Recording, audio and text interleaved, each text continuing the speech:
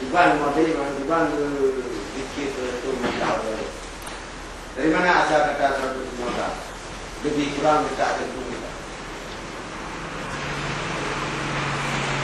Ini kapan kita dapat?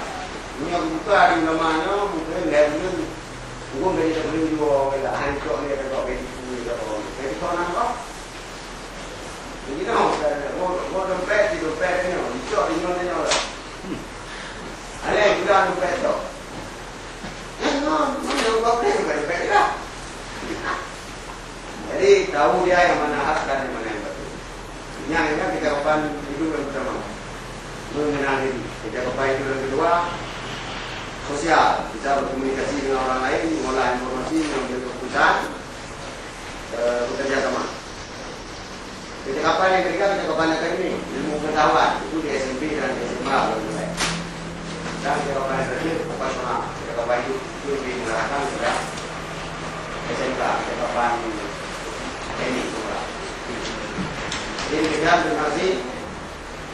Saya waktu habis. Waktu.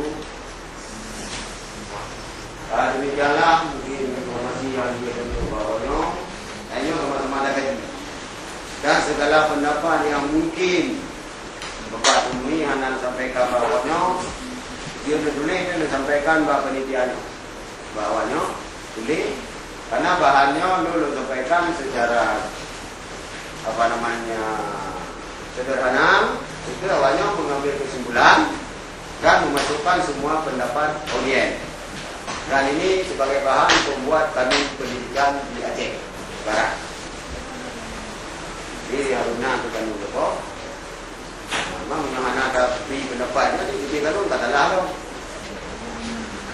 Jadi saya pikir mulai sekarang negara maju tidak mau bekerja apabila undang-undang belum ada.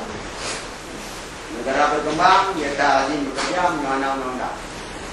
Mana pegang nyong undang-undang nyong pun nanti kemerah menyapa. Sebenarnya Assalamualaikum warahmatullahi wabarakatuh.